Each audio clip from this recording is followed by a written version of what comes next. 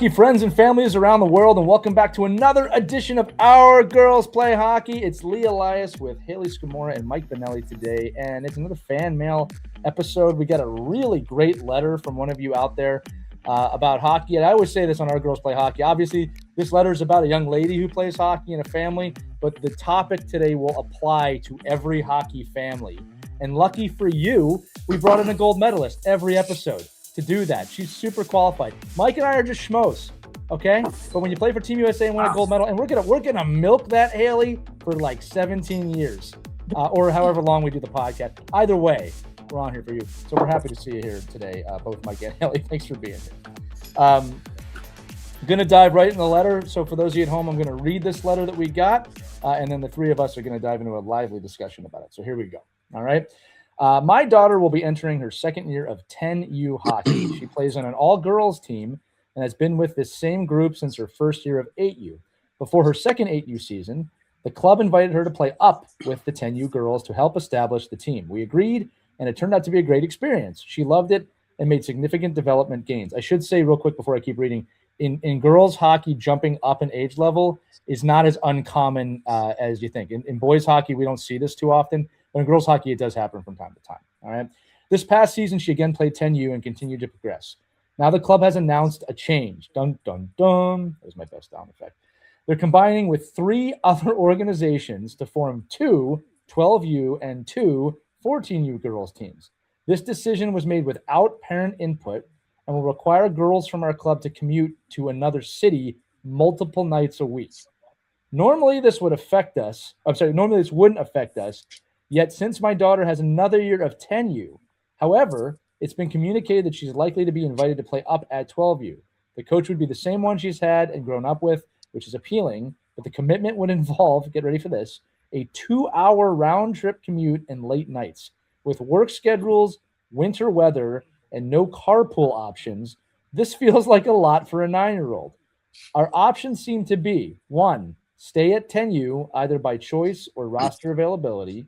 2, play co-ed through our organization though our organization strongly promotes girls hockey and we're unsure if she'd get a fair evaluation. Or 3, accepting the 12U opportunity, knowing it would place a significant burden on family logistics. We're not worried about her ability or future development. She'll be okay wherever she plays.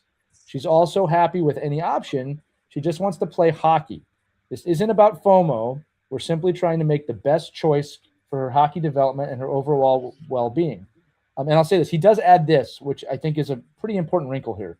He says, I'm also not sure if, and maybe you can discuss on the podcast, would it be a good idea to have her work with a new coach? If she stays playing with the 10-year-olds, she will have a new coach, whether it's co-ed or girls only. I had said before with the 12-year-old team, the coach is a really great coach, has really helped her develop her game over the last few years, so I don't know if that's also a factor to consider. Thanks again so much. I look forward to listening to this episode. Love the podcast. So 2 main questions here, gang. One is helping this person decide on what program they're going to go to next year. And then also a conversation about just having a great coach and staying a goalie. Haley, let's throw it to you right away, right? In the letter, she said, she just wants to play hockey. Mm-hmm. Like your thoughts on this? I think that's a good thing to hear, right?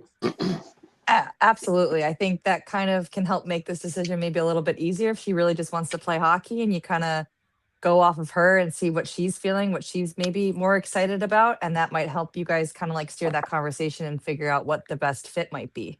Yeah, 100%. I think it's always important. Like, first off, great letter. I didn't say this is a really good letter, right? Anytime people write this type of stuff, I love it because it's like these are actually the right questions to be asking.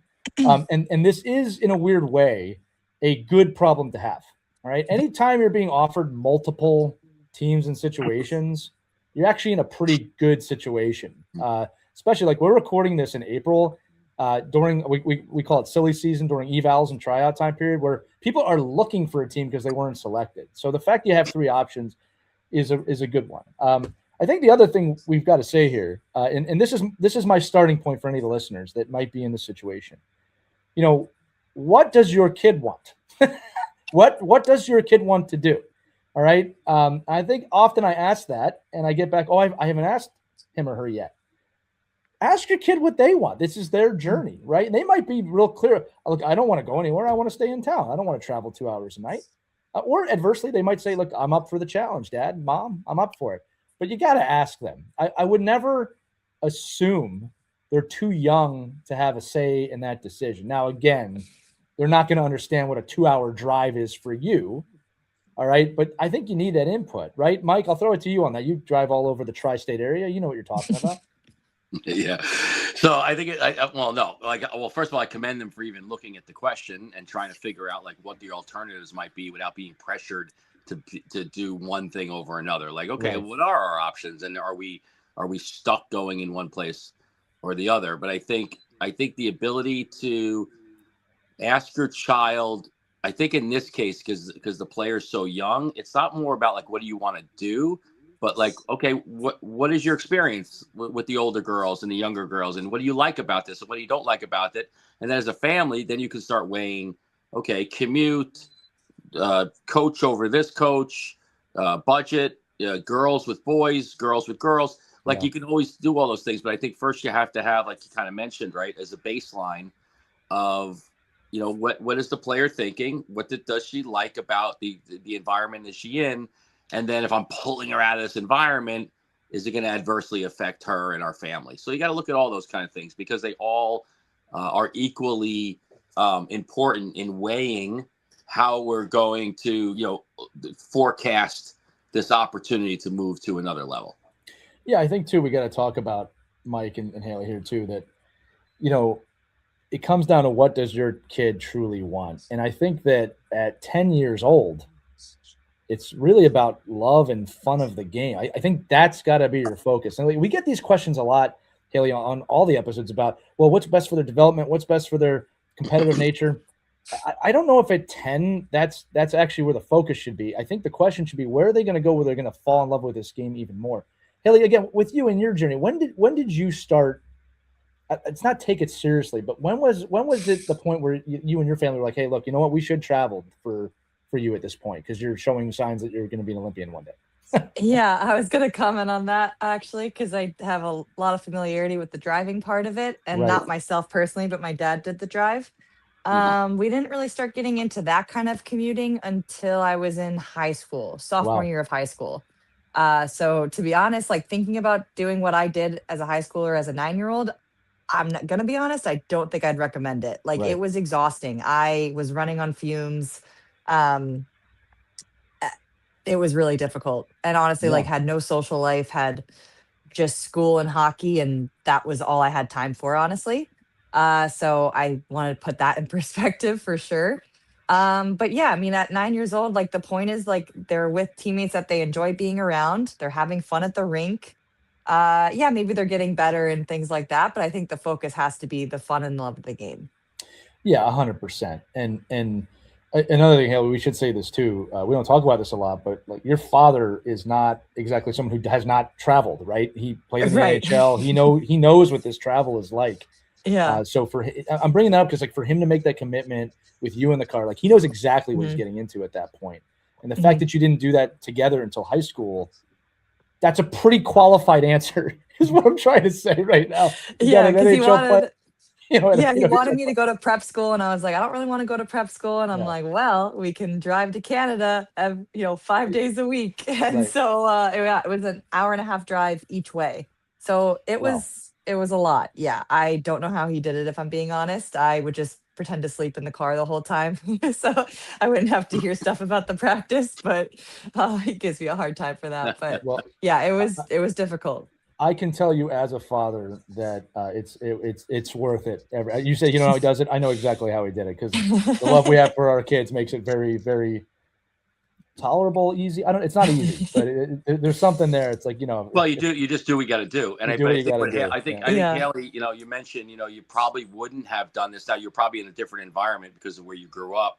That you did have a lot of competition at an early age. So at 9 years old, you were probably, whether you were with boys, girls, or whatever, like you probably didn't have to go seek out an hour and a half, 2 hour commute because of the competition level within your own community. So it sounds like even here that exists. It sounds like there is a competitive option in the community that they're in. So It's not like, you're all of a sudden they extract you, they extract the opportunity to have any competition. And then you do have to look at, okay, my God, like she really likes hockey and I like hockey and we want them to play. And we've got to start to look to travel. But me, like as a hockey director and as a parent, then I start looking at, okay, well, what are your options? And, that's kind of, where we're discussing this as far as what do you now have to weigh over the carrot of, okay, she's going to get to play with the same coach on the 12U team, because there's a lot of other things in there that you can extract, from that time. And again, I get the whole, I love, I don't hear this all the time, like, and you see it on whatever, advertising or things that the people put out about like the time spent with your child, and travel hockey is worth it, right? That you're in the car with them for hours and hours on end. But I don't know. My personal experience is when I see that, and again, there's a little bit of it, right? But most of the time, it's the kids with the headphones on and their iPhone. It's not like you interacting with them, for 3 hours in the car all the time. So you got, it's just. But again, there is that bond. That's why hockey does, get that kind of special notice about what you do as a family to get you where you have to get to. But I think in this case, there is a great opportunity now to weigh the pros and cons. Yeah, great points, Mike. I mean, like, here's the deal. I want to answer this guy's question, but I'm going to preface this right now. This is a like on paper answer. Okay. Like, I don't know your child. I don't know the logistics of the situation fully. On paper, I would not make that trip. I would not make a 2-hour multiple night trip. And I'll tell you why. It's not even just the time in the car.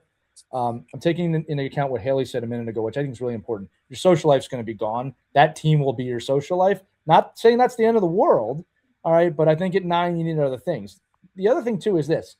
Let's just say that's a 2 games, 2 practice thing a week, right? You're talking 2, 4, 6, 8 hours gone in the car. Now, again, you might have conversations, you might listen to music, or you might be on screen the whole time. My question to people always is, what could you do in those 8 hours that you're not going to be doing? All right. And again, a lot of this comes down to the person, the player. I'm not saying she needs to be training for 8 extra hours or anything like that. I'm saying, could she be seeing friends, going to other places? Could you guys do other things together? Is that your family dinner time? Does she have siblings? There's 100 questions that come up with this. On paper, I don't see the advantage of traveling out there for that. Go ahead, Mike. I'm just saying, well, Hayley mentioned it earlier. I mean, the sacrifice she made as a teenager. Right. And one of the things I think we have to just, really approach at this is that when your daughter is 9 and she's growing and they're in school and, forget about the social life. Say you didn't care about anybody else. Like you just wanted your kid to make it to the PWHL, play college hockey.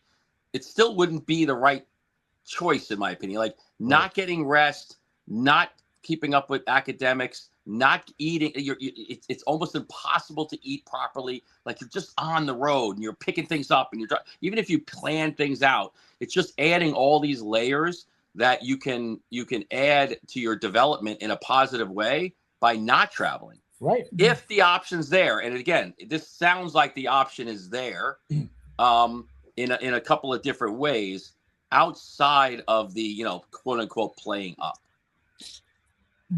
Yeah, I got to say this too. Like, I mean, Hayley, I don't like to play the hypothetical game, but like you talked to me about how you did this in high school. Like, yeah, is it possible you would have burnt out of hockey if you had done this at 9? 100%. I like looking back, I truly do not know how I personally did it, like on any sort of level. And if I had done that at that young of an age, I would have burned out for sure. Actually, though, I just remembered, I did do another kind of commute and I was probably, I want to say 12. It would have been before high school. I just remembered this, so this is funny. Yeah. I played for the Rochester Edge. So I was in Buffalo. We would drive to Rochester. Again, that was probably it. It was probably a 2-hour commute. I bet you it was. Yeah. Total, because it was an hour each way.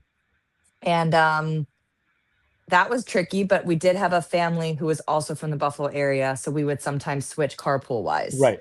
And that was helpful. But that was a girls' team that I was a part of with this girl who I grew up with playing hockey. That was my second all girls experience, I believe, or maybe the first. It's kind of hard to remember looking back, but that was a lot of driving for sure. But again, like I I think I was excited about it. I was with a friend. I knew girls on the team.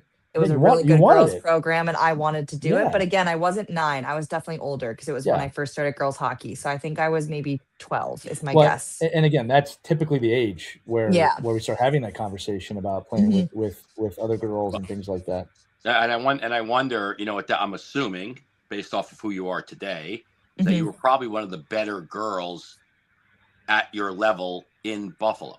Like, Yep. I'm sure there was like, okay, well, I'm the best girl in this age group right now here. I'm going to go with a whole bunch of other really good girls. Yeah. Compliment myself. Where, and again, this girl maybe she's the best girl at the 12U team too. I don't know. But if you're not, like the temptation to, like, that's where I would say, well, Haley, you got, you know, this is maybe at 12 is where you need to keep cutting that competition and driving that competition to make you better. At 9, unless you're just so much better than everyone else that that you're bored, then there's a less of a good argument to do it. I'm going back to the letter here, like just analyzing this now.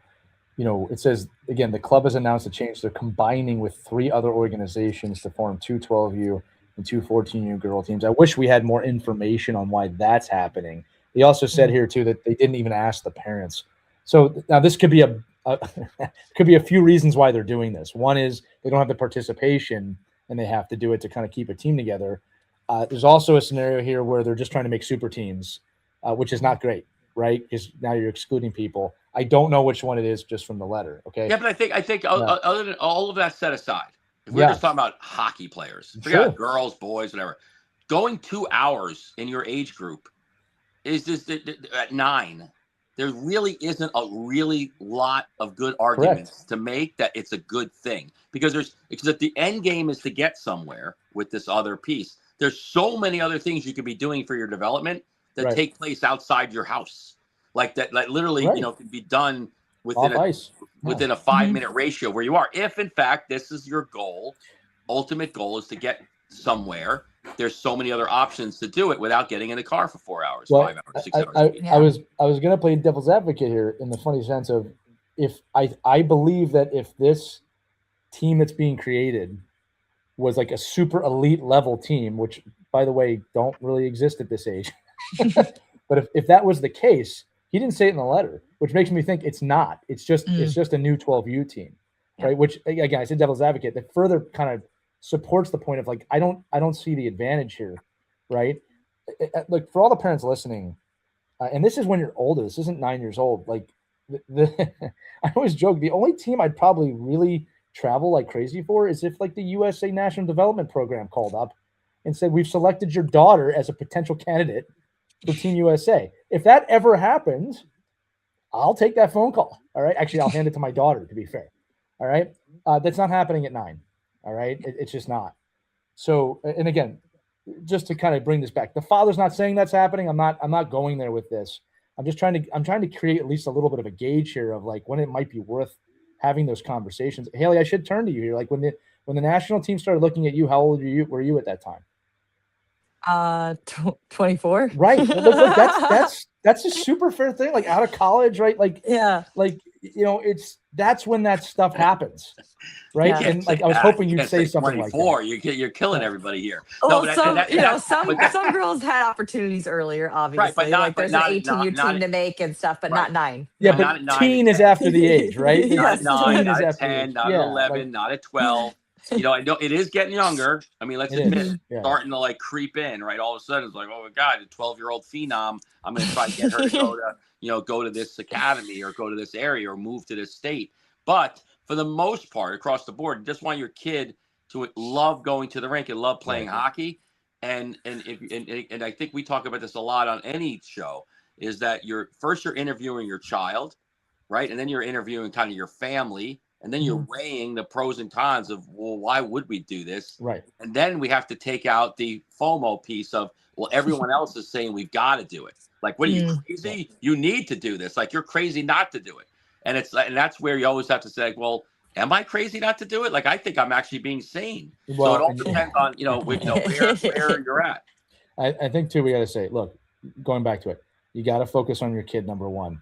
are they excited to do it or willing to do it? If they're willing to do it, that's not a good answer. Like you want them to be excited for an opportunity like that. Number one. No, number two, parents, do you have the bandwidth? Do you have the time, the energy, the money to be doing that? If it's going to put a massive stress on your family, do not do it. It's not going to play out the way that you want it to play out. It's going to hurt, and you're going to have less time with your family. Look, we're not the show to talk about like marriages and relationships, but it's going to strain those a lot. All right. If you're not in the house for 4-6 hours a week, a day for these practices, that's going to put a strain on your relationships. No, it might help. Depends on where you're at. But I think it's that, but I think it's just but I think, Hayley is I think really the best person to kind of hear from this, only because she's in the room with all these other women that all experience the exact same thing. Like they all have to make choices at some point to leave. Like there's very, very few. Hayley, correct me if I'm wrong, but is there really anybody on the Olympic team currently that even started out just playing girls hockey? Probably not. So this phenomenon of only girls hockey at 8 and 9 years old is really new. Like and I think with this organization, like they're mentioning in the letter, the fact that they're combining all these teams, whether they're trying to make a super team or they're just trying to stay alive and keep a program together for girls. Right. Like says that's a whole nother conversation. Like why isn't this region able to field a full girls team anyway? Right. Like so that's a whole other thing. But the fact that you're playing girls up and you're combining groups and now you're like all these other things, there might be a whole other view at looking at this region and saying, well, why is the region not able to sustain girls, a 15-person girls roster at 9-10 years old? That's a whole other situation. But I think, but for Hayley, right? I mean, these girls that you're working with now and playing with now and competing with now, they didn't have the choice just to play girls hockey. So like, it's a hard argument to say, like, if there was elite girls hockey when you were 8, you probably would have done that. I mean, I don't know. It is crazy to think about. I think I would say majority of the girls played boys first. I think the only ones I can think of were maybe some of the Minnesota girls that said they had girls hockey growing up. And I was like, that is a wild concept. Like, I don't even think that was an option until 12U for myself. So it was always co-ed teams or basically boys teams with 1 or 2 girls at most. So it's obviously, I love that there's decisions to make in that sense. I think that is like a huge, obviously, like accomplishment and like a testament to the growth of women's hockey and all of those fun things. So I'm kind of glad you have this decision and choice to make in a way. I was going to say, Hayley, you're part of the part of the paradox here, is because if you guys keep winning gold medals, women's hockey is going to keep expanding, and we'll have to keep having these conversations, which is the greatest thing ever. I do want to have I'll keep talking here about the situation, really dissect this, right? So obviously one of the options is about playing up. So I to a higher age group. I mentioned that in the open. So I do want to have a quick discussion. This is more generic. It's not so much about the letter, about playing up versus staying put. I'm going to say it again. In girls hockey, it's a little more commonplace to have girls play up to a higher age group. Sometimes it's based on the availability. Sometimes it's based on talent. But, I want to talk about, should there or should there not be pressure on young kids to play up if they can? And if so, what age does that really matter? Like, Hayley, I want to ask you, like, obviously confidence plays into this. Again, does the player want the challenge? You always got to ask the player. That might be the positive side of it, but it can hurt too if you get overwhelmed or you're not confident, right? Like, have you had experience with this in your journey? I actually don't think so for myself personally. I'm trying to remember. I don't really remember what age groups I played for when I started girls hockey. I want to say they were age appropriate. I don't think I ever went up in age group. I really don't think I did. Because by that time I played in Canada where it was like junior hockey, if you will. Right. And so it was just any high school age. So I guess technically that could have been jumping up just because there would have been 18-year-old girls in that league and things like that. So that's like a really interesting kind of point. I think a big factor, I think, depends on the age and when you're jumping up. Like, obviously, if you're like in middle school and the girls are in high school, that's totally different social wise that I think should definitely be a factor that you would consider. Because it's not just playing up like, yeah, they're going to be a little bit bigger and stronger, but it's like they're like socially, that's completely different levels, I think, Yeah. Well, and think might about not be as 9 to comfortable. 12. Like 9 to 12. That's a big jump. For young girls, Yeah. you know. I'll say this too, just to give perspective, like in Philadelphia, how it works. And again, everybody knows, or full disclosure, I guess, I coach a 10U girls team, and we're allowed to roster 2 8U players on the team. We're allowed to. We don't have to. All right. But what's crazy about that, and again, this is not directed at any families. It's just the mentality is I had a lot of 8U kids trying out for the team under the assumption of, well, he can take her, so we should do it.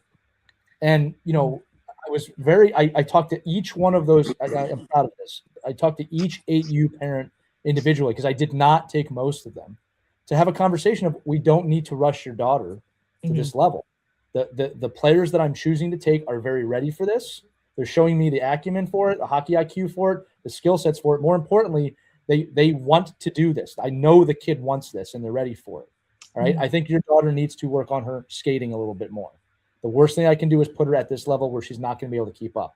That's going to stunt her growth. But like, I'm amazed I'm having a conversation, not that it's unfair, but of like, I actually should not have to convince you that you should stay at the appropriate age level for your daughter. That's exactly where she should be right now. And it's so funny because hockey is more. There's a lot more of this in hockey. It really is. You don't see it in other like sports that have deeper benches, like deeper opportunity to play, because like that's all. Hayley, you mentioned it. Like when you go to high school, outside of hockey, you go play football or lacrosse or volleyball. You probably don't play as a freshman and a sophomore. Like if you're a freshman playing high school sports, it's like you're in the paper every day. Like this is crazy. Like this is not like it's not natural not to develop within. Again, there are kids that can play as 14-year-olds on high school teams and 15-year-olds with 18-year-olds. But for the the bigger majority, like you see a football team, a high school football team, it's just, you're like, okay, yeah, juniors and seniors make the varsity team and the other guys play JV. Like it's a more of a natural progression. But in hockey, I think it's because, maybe we just don't have enough kids yet, is that all of a sudden it's like, well, we'll take everyone. Like, and still today, like there'll be a time very quickly, very soon, that women's hockey will even start to break up by year of birth teams. As far as, instead of 14U and 12U, it'll be 13U and 12U and 11U and 10U. It just doesn't exist right now because there just aren't enough girls in those age groups. And even because at the boys, that's really where, now they have 13U nationals. It's just 13U. Like that's the only kids in that group can be 13U in that age group. For the other audience, like, I've also seen like 13O, 13 only. Or only. Or that it's probably probably not even using the right terminology. No, it's okay. I'm here for you, Mike. You'd think I would know that. But it's just you're just in these situations where if you're getting, like, to me, like some of the red flags for me is, okay, we got to combine teams, we got to play players up. That's an unhealthy organization in my eyes. Like I'm thinking going, oh, well, there's like, I call me up. I want to see where that organization is. I want to dig in a little bit deeper as why you're having these issues, because it's really not a healthy place. And then on top of it, I mean, just to go back to the playing up piece and the benefits and not, like, so you're really just kicking the can down the road for your player, right? If you play up this year, next year you got to go through like if the whole idea of playing up is to stay with the coach, stay with your friends, stay in the comfort zone, next year you're still not playing up because those people are leaving. Like the kids that are on the up team, they're moving up, and you can't just keep moving. I mean, you could, I guess, but in most of the time, you're not going to keep moving up. So at some point, you are going to get a new coach. You are going to get new teammates. You are going to be in a different environment. So just learn to work with that within your age category. And I think any development person would agree that, first be the best person in your age group. Right. Be the best person in your age group. And then let's talk about how do you become the best person in somebody else's age group. Yeah, I want to say this too, like in two parts of this. The second half is going to be a question for you, Hayley. But like, Mike, you brought up kind of how the organizations grow in girls hockey. like another thing I had to keep in mind when I was picking my team is if I take too many 8U players, I might seriously actually hurt our 8U program. Yeah. Because I'm taking two of the probably better players from our 8U program. Right. Right. And like that could distract the team. They might not do well. Then more people don't come in. Like I have a responsibility as a coach in this organization to have a healthy mite program. Right. And it's like I want the parents to understand that like we're hurting the game if we rush anybody up. No matter what you think, whether you think they're ready or not, it's like that's my decision. Well, parents' job is not to think like that's your job. Like to me, like when I coached prep school hockey, and I had kids that were 8th, 9th graders that were better than some of my seniors. They weren't, but we kept them at the JV level for other reasons other than their skill. Like that kid has to go in the locker room and be subject to the kids that aren't that good. Yeah. Like just ripping this kid apart and not letting him succeed, not letting him be the leader of the team, not, almost being jealous. And to your point, diminishing the other team that he can be a big part of helping grow. And that's the job of the director. That's the job of the program person. That's the job of the person who's trying to grow the youth program, is to say, like, we want your kids to succeed, but guess what? Your kid's going to succeed and we're going to make it better for them. Well, and we're going to help develop the program for them to be a part of. I also, on that line of thought, I don't want these families thinking that, I always should be playing up. And that's what happens. So I played up last year, I should play again next year, play up next year. It's like, that's not the way it works. I know a whole team. Look, I'm not going to call this crazy. I'll say we have to see how this plays out. I know a whole 10U team that is still 10U age move the whole team up to 12U. The whole team. Because they won their championship last year. Right. And I'm sitting here like, what are you doing? Right? Guess what? The organization has no 10U team now. And I'm like, this is not going to be good for the development of your organization. That's going to eat itself alive. And what is the appeal of going up a whole age group? What is it better? I'm going to have better competition. Harness the competition at the appropriate age group. Like I don't know. That kind of stuff really freaks me out. I will say again, we will see how that goes. It's not my team. It's another team in my area. I will see how it goes. Maybe they will have a fantastic season, and that was going to be the right decision for that group and that those kids. Okay. Yeah. Hayley, this is where I want to bring it back to you. All right. Mm-hmm. I know you said you didn't really play up, but you are the expert here. What are some of the questions maybe it's so hard to do, like at 9, 10, 11, 12, what are some of the questions you think, not 9-year-old Hayley, but what are the questions you think the kids maybe should be asking themselves about the opportunity of playing up versus playing co-ed versus playing at the appropriate age level? Like what questions you would ask like the child at 9 years old, like if they wanted to go up or stay with their age group? I think we want to look at it from like the parent perspective, like you just said. Yeah. And then also like what should the kid be thinking? Like the kids look up to you, right? Like what should they be looking at? I for the kids, I think 9 years old, I think the biggest one is like, where are you going to have the most fun? Right. Like maybe like who's like your age group, where your friends are. Like, I just think that has to be prioritized at that age. I really do. I think focusing too much on like the development and like, oh, it's like the best coach in the area. Like, okay, like let's calm down. Like they're 9 years old. Like, I think, and like, let's say they're not the greatest coach in the world. They're still going to have fun, most likely. They're going to be with people that are their age and be able to like do sleepovers and hang out. Like if you're doing that drive and going to play up with the girls, like are you having those kind of like big social moments that are key at that age that are like core memories for those kids? So I just feel like that has to be the number one question, is like, where are they going to have the most fun? Now, see, I'm glad we asked her that, Mike, because you and I have been saying that for years, but I'm going to be honest with you, Hayley, coming from you, it actually is way more cool to hear. Go ahead, Mike. Sorry. No, I'm just wondering, like, if you're thinking about a 9-year-old, it's development, right? And you're talking about like having fun. It's just like, but you can have like that is the fun part, like developing, right? That's the fun part is like having little goals and reaching them. And I think, and maybe you could talk about this a little bit about like what are some strategies then if I'm a parent that wants to keep my kid in a place that maybe is not the highest level and doesn't have the Olympic coach coaching my 9-year-old team, which I don't know what they're going to be able to do. Like, what are they going to do that makes me better? Like to your point, just, they're having fun and they love coming to the rink and they enjoy it, and it's kind of a really good atmosphere. But what Mhm. other things like would you want to see in a 9-year-old that's not being driven by the parent but driven by a driven athlete at that That's a age great question, doing? Mike. Like, what are they Yeah. doing? I mean, I think, in the practices themselves, like I think competition can obviously be fostered. I think teamwork can be fostered, communication with your teammates, different things like that being put into focus that'll allow them to grow as a person, as a player, as they grow older in the programs.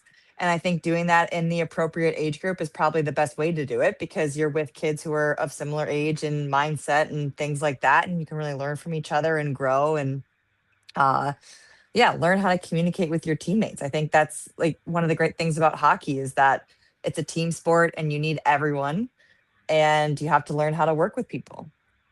Yeah, it is fun. It is fun too to see when you talk about that. Like we get that question a lot. Like, is my child gonna be held back because they're so much better than everyone else? And the fact is, no. Actually, you can expand what they're learning. Like all of a Mhm. sudden, they can be doing things that they normally wouldn't ever get to do. I was having this conversation with a player 2 days ago that was just so much better than everyone else on the ice and could go down and score at will, basically. Yeah. And I'm like, well, what's really hard? Go down, delay, find a lane, Correct. hit Mhm. somebody Yeah. backdoor, try to Mhm. feed somebody that would never ever get the puck, but learn to put the pass on their stick at a speed that they can handle. Like these are all unbelievable things that you can't Mhm. learn in a practice because it's not real competition. Like, but when you're so much better at that age, Mhm. you can now layer in all these other challenges that the player can grow from. And honestly, what is 5-6 months of your life really going to do? I mean, really, how much is it going to change the trajectory of your life if, in fact, you just worked on a different skill set outside of the pure, I got to play with the best kids and win a bunch of games? Well, Mhm. you're bringing up such a good point, Mike. And Haley, I'll use you as an example here because not just because you're here, but we know you a bit now. Like Haley's game, I mean, you kind of just described it here about time and space and understanding how time and Mhm. space work. And we're talking at an Olympic and professional level now.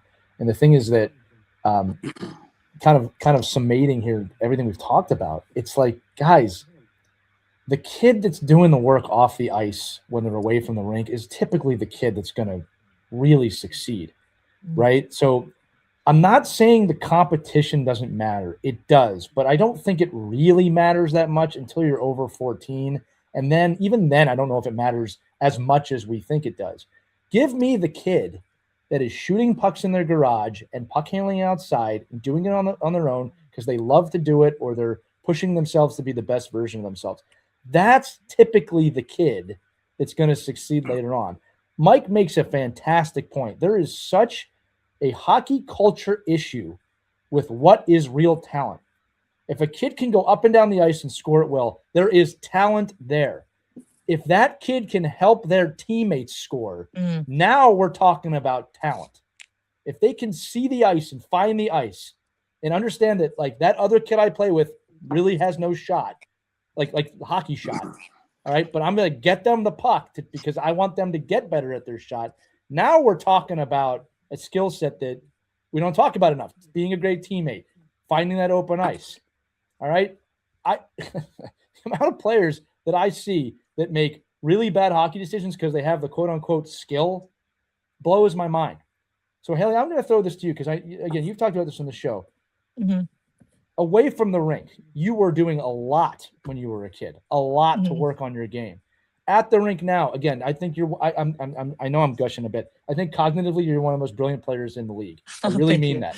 All right, like the efficiency, and I want the kids listening to hear me. The efficiency that you have on the ice with your decision making should be Mhm. studied. All right, every decision you make is efficient as hell.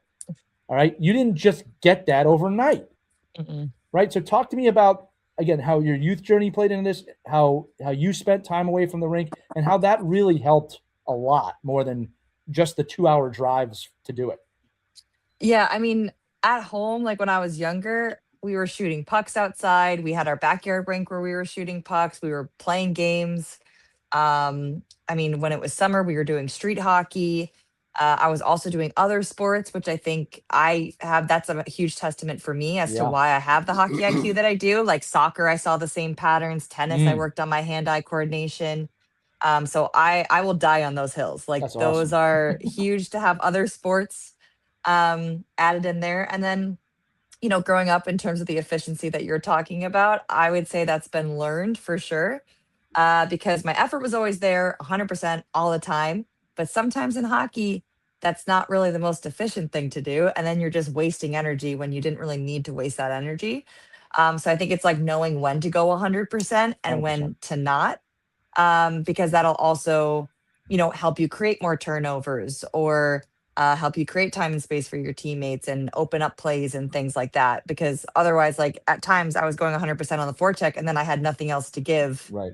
and I'm just chasing people around. It's like, that's not very efficient. So I think, Yeah. again, that was like stuff I learned from like coaches doing video. They're like, hey, why did you chase this person here? You could have cut them off this way and things like that. So it's been a lot of like feedback and constructive criticism and me watching my own games and seeing like, hey, what could I have done differently there? I think it's a lot of self reflection too.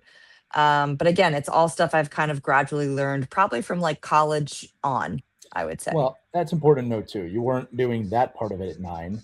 I will Yes. say your efficiency has paid off, not just with Team USA, but I mean, you can see the role in Montreal growing and growing Mhm. and growing, and you're being trusted in some very important situations, which has been fun to watch as not just your friend, but as a fan. I Thank think, you. Yeah, yeah, and I think that my players used to get very like I think the parents more would get confused at that concept that you got to think quick, but you don't always Hmm. have to be fast. right. Yep. Like it's just you don't have to rush to get somewhere to do nothing. Like thinking about why you're getting somewhere. And again, and I think we're enamored by that in tryouts a lot with little kids. We're like, oh my God, look at how fast they are, and they get to the Yeah. puck, and I go, yeah, but they literally skated into the corner and got nowhere. Like okay, Nothing. they got Yeah. there, but they didn't really but the one thing I did want to mention too, just about projection and where players go and how players proceed. I mean, the one thing I think we have to admit is like people do have to look at their children. I'm sure, Haley, when you played soccer and tennis, you were probably the best player on your team. I got to imagine you're one of the best. Like you had to be one of the better athletes. And I Hmm. think people, that's just at the end of the day, you just sometimes it just is what it is. You just see Hmm. there's a young girl who's just better than everyone else. And then but then like you're talking about, when you get to 18, 19, everyone's better. Like Yeah. like when you get to that top of the pyramid, now you have to be a different player. You can't just be better than everyone else because like mere mortals, the rest of the people around you are just regular people playing soccer, playing hockey, playing tennis. But then you Hmm. have your really, again, it is what it is. Then you have your elite athletes. You have your players that no matter how many privates the kid down the street goes to, how many power skating classes, how many Mm. shooting programs they go, how much street hockey they play with you, they're never going to be you. They're just not going to get better. They just aren't. So I think sometimes parents have to be willing to look at that and say, what is then more important? Driving and driving and driving for something that's unattainable, or creating this other great person that if in fact they can continue to play, they can find ways to play at the next level, but ultimately they're just a great human being. So I think that's a really hard thing to struggle with though, when you're trying to crystal ball who your kid's going to be when you're 9 years old. I was just saying, I'm just going to throw the caveat in, and no one will know this at 9. You will Yeah. not know. You're not going to know this at 9 years old. I have seen a lot of amazing 9-year-old athletes that by 13 are not doing anything. All right, and there's a lot of different reasons. Right, but I've rarely seen like horrendous kids that can't catch a ball and skip and jump become an Olympian. It's just like so. I mean, it is a spectrum. Like yes, there's plenty of players that were great young and fizzled out, but there's even less of those people that were horrendous athletes and made it to the Olympics. Right. It's just so just at some point you got to evaluate and say, okay, who is my kid, and how does genetics play into this? No matter how many private lessons are in the world, or how many car trips I want to take for 2 hours. So there's a big piece of that you have to have a discussion about in reality. But I know nobody will listen to that, and they'll put their kid in the car for 2 hours. So if they are listening, Mike, they are listening. Literally, you're going to do that. What do you win? And they don't listen to the show anyway. But if you're gonna do that, what are you doing to make sure that your daughter or son or whoever is like in the healthiest place they can be. Yeah. To have that dream and go for it. Well, before we close this out, I do want to have a discussion because I promised it in the open, and we're getting up on our time here. Just about the coach factor and the importance of coaches. I'm going to start this by saying this: in youth hockey, you will have some amazing, really fantastic coaches. They're going to teach you everything. You're also going to have some really horrible coaches that maybe aren't great. Now, you won't have as many of those as you think. And you're also going to have some very mediocre coaches that are kind of just there to coach, and they're just there volunteering their time, and they're doing the best they can. And I want everyone listening to understand this. You will learn from every one of those coaches. So, sometimes you're going to learn because they're teaching you good things. Sometimes you're going to learn by how bad they are. All right. But it's your responsibility to be accountable to learn from what you like and you don't like. All right. So, it's funny when I think about my own coaching philosophies, a lot of it, I even wrote this in a dedication in one of my books. A lot of my coaching philosophy was built from what I didn't like, what I saw when I was a kid. That I didn't like the way I was coached. And I'm at a place now where I'm actually thankful that I experienced that, because now I have an awareness of why I don't want to do it that way. All right. And yes, it will be unfair at times. You will not get the ice time that you want. You will not get the positions that you want. You will not get the things that you want. That is part of life. So when it comes to coaches, you can learn from every single coach that you encounter from that experience. Now, with that said, if you do find a coach that you really love and it's really great, that's fantastic. Do you want to follow that coach around the country if they're going to different places?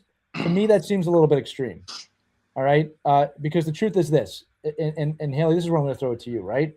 When you look at coaching at a high level, and I think this can apply to the young levels, you don't want just one coach forever, because that's just going to be one perspective and one attitude. You want it from a lot of different places, right? I imagine when you train, not just the regular season, not just the Olympics, but you're looking for people that have something to give you, right? Like you're looking for value.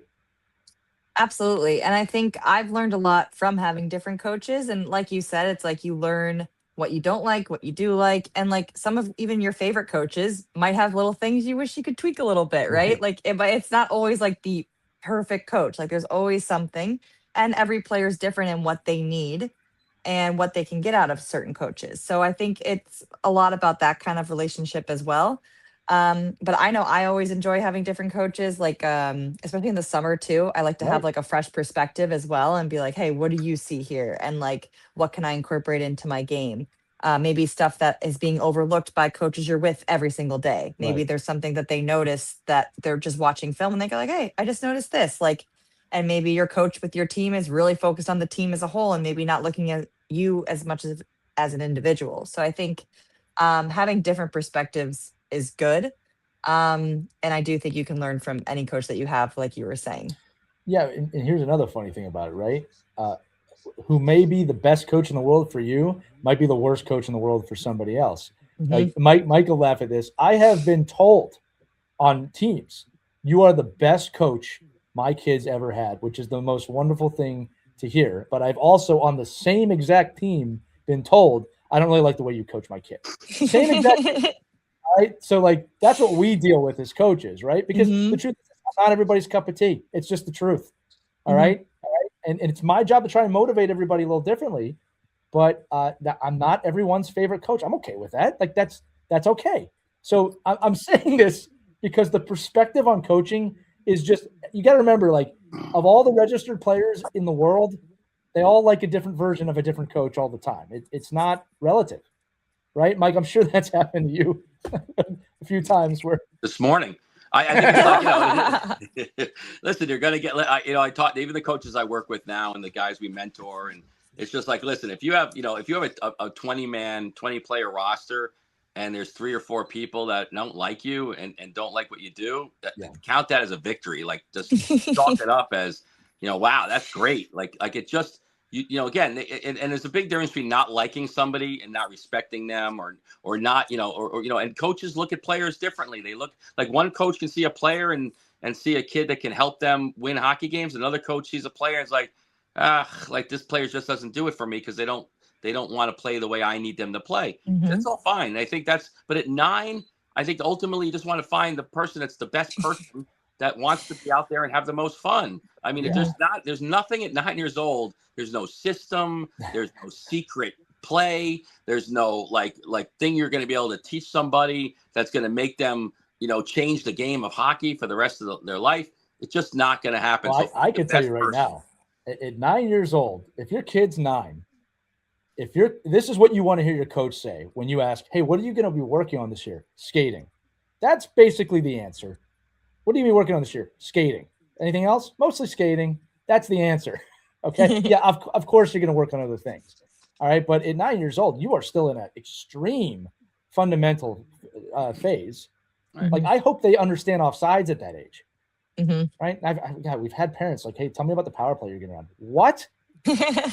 What league are you going to be in? What league are you in? Does it really matter? The same crappy 9-year-olds that live here in town are the same ones you can play down in Philly. Yeah. I said, they're all the same. I said, so what is there's no, and again, find a coach that knows how to be creative with the group they have and can find ways to develop them in any environment. Like if you have somebody that, listen, if you have, again, this person, whether they could be a coach that has 1,000 banners, but if they show up at the rink at 7:59 and leave at 9:01, it's probably not the best coach for you. I don't love it. Find somebody that wants to be involved with your kid, that wants to love being on the ice and doesn't bring baggage with them, and just find a way to get them to be 10-year-old hockey players. And how about, I think we need to say this too. This is true at every age, but especially at the younger ages.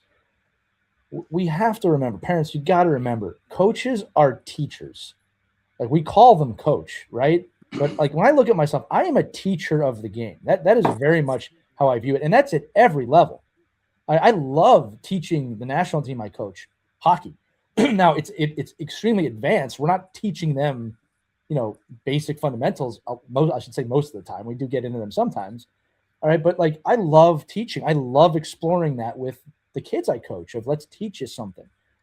That's something I would actually look for. Ask that question. Is this coach a teacher? All right. Because if they're just tactical and they're playing chess and they're just caring about winning, they're not really teaching. They're managing. Okay. And look, I'm not saying those are bad coaches at some, levels as well. Like, hopefully it's a good mix across the board. But look for someone who's excited to teach your kid and not frustrated that your 9-year-old doesn't know how to take a slap shot. Why would you need that at 9? Okay, that's a whole nother episode, right? But yeah, look, having multiple coaches is part of the process. That's what you want to do. Hayley, you said it perfectly, right? It's like you seek it out. You seek out the knowledge, and you're willing to absorb from good and bad experiences to know what's best for you. I think that's really important. I think at the end of the day here, folks, look, we always say it. Like, there's no path. There's no perfect path in hockey, right? And that I think we talk about FOMO a lot. I also think there's like a fear of making the wrong decision, right? And what I always tell the people is that, I say this to my players too, look, live with your decision. Make a decision, live with it, and learn from it. Not every decision is going to be right. Okay. And that's okay. I can also say that it's highly, extremely unlikely that any decision you make is going to be the be all end all decision of your hockey life. Right. Because like, the truth is if your kid is talented enough, wants it enough, and they, that's their path, they'll find a way to make it work.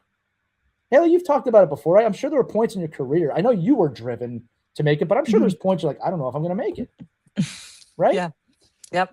Absolutely. I mean, every Olympic camp, I'm sure you have to deal with that, right? Like, am I going to make the team?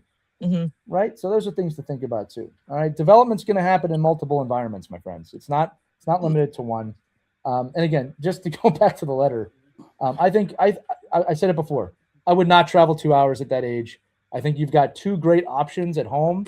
I don't think there's anything wrong with your daughter playing co-ed, by the way. I think that could be of a huge value and asset. The fear was, will she be evaluated correctly? That's very much outside your control. I mean, just go do it and see what happens, right? I think that it's pretty well documented that playing co-ed, and you can, at least in my area, you can do both. You can play on 2 different teams with that scenario. Yeah. Play co-ed, play girls, do both. All right. And above all, please ask your kid what they want to do. All right, parents, it really sounds funny saying it. They really should have a say in the decision about their life and where they're playing. right? Yeah. Anybody have any final thoughts before I close this out? No, I think you're hitting on all these points that I think whether you're co-ed or boys, girls, whatever, 9 is 9, and just find a great environment to be in. And even if you're not evaluated properly at 9 and you get, put on the second team or whatever it is, just then reevaluate where you're at and make the best of that situation and get through that, that 8-month period, and then look and say, okay, what is it and ask those real tough questions. Don't be shy to ask. Okay, I got put on the second team. I wasn't evaluated probably. Was it because she's a girl? I really doubt it. I think it's probably just based off of somebody said, okay, well, this is the team and the makeup we want, and here's what we're going to be looking for in the future. And then you could say, oh, next year, maybe being on a girl, maybe my skill set and the attributes I bring are better for just a girls team. I don't know. It's just but again, it's not the one evaluation and the one placement. It's certainly not going to determine the rest of your career. Yeah, Hayley, I wanted to ask you this too, and like I said, I'll end it, is that I imagine in your experience, and you worked hard. You talked to us on many episodes about how hard you worked, but you always wanted to go back to the rink, even when it was hard. I'm not talking about the time like I was sick and I didn't feel like going. I'm saying at the end of the day, you still want to be at the rink every day, right? And that's kind of the thing the parents have to learn to cultivate. And Hayley, I'd be interested to know about like your father. Again, you told us how your father would push you to shoot in the garage, and your father would push you to kind of find ways to practice the game away from the rink. I'm interested in your thoughts on how that experience with your dad and that experience with your family still kept you wanting to come back to the rink. Yeah, it's funny. I always kind of attribute it to the balance I had between the two, because my dad was always super intense, like on me, making sure I was like working out or playing a sport or doing something active like at home.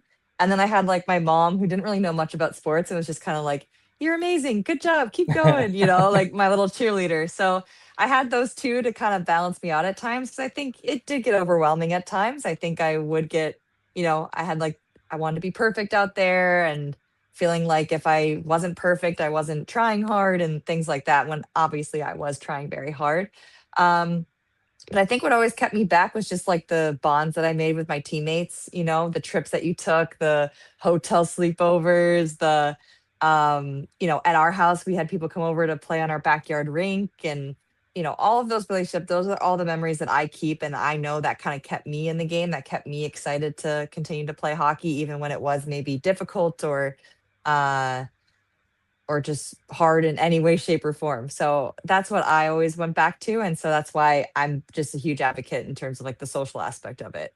It's amazing. I'm glad I asked the question, because your answer is amazing. It's like, even when we interview anyone, it's the people, it's the environment, it's the community, right? It's the game too. It's part of it, but it's part of an equation. Yep. Right. So to the parent who wrote this letter, like, yeah, I think that's got to weigh in. Like, where is she going to enjoy the game the most? Right. And look, maybe it is 2 hours away. Like, that's a decision you have to make as a family. Please don't do that to whoever. Listen, I don't recommend. No, highly say no to that. 0 out of 10. I just want to say this in closing, gang. Listen, remember, when you have to make what feels like a major decision in hockey, really, for the most part, 99% of these decisions, you're not choosing someone's future. You're choosing an experience. Right? It'll impact your future, but it's not the be-all, end-all decision of a hockey life. All right? You're going to be faced with 1,000 of those decisions, okay? And really, it's the culmination of how you navigate them all that gets you where you are. All right? It's not just one. So this has been a really great discussion. And I do love, folks, how we can, get this letter about a 9-year-old, but we can kind of explore the entire age group, because a lot of these questions we get about really young players do apply at other ages in different ways, right? So it's cool that we can explain that. And Hayley, thanks so much for your perspective as always. We love having you here. Mike, you're here too. No, Mike. Yeah, thanks for being here, Mike. All right, that's gonna do it. I'm glad I could contribute. You did, Mike. You did contribute today. That's gonna do it for this edition of Our Girls Play Hockey. I'm Lee Elias with Mike Benelli and Hayley Scamurra. And remember, if you have questions or you want to write us a letter, you can email us at team@ourkidsplayhockey.com. Or as we're always evolving, now you can, as always, text us using the link accompanying the description. But you can also now send a voice message. And the good people over at Buzzsprout who host our podcast we can actually text you back. So we've got a lot more going on here, but we love hearing from you. If you've got a question about girls hockey, youth hockey, anything, got a question for Hayley, send it over because we love putting these up on the air. But that's going to do it. Thank you so much for listening. We'll see you on the next episode of Our Girls Play Hockey. Take care, everybody. Have fun. Play hard. We hope you enjoyed this edition of Our Kids Play Hockey. Make sure to like and subscribe right now if you found value wherever you're listening, whether it's a podcast network, a social media network, or our website, ourkidsplayhockey.com.